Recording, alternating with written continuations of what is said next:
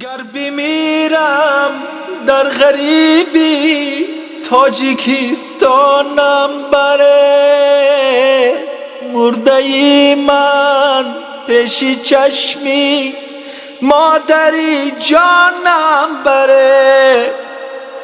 گر بمیرم در غریبی تاجیکستانم بره، مرده ای من پیش چشمی مادری جانم بره.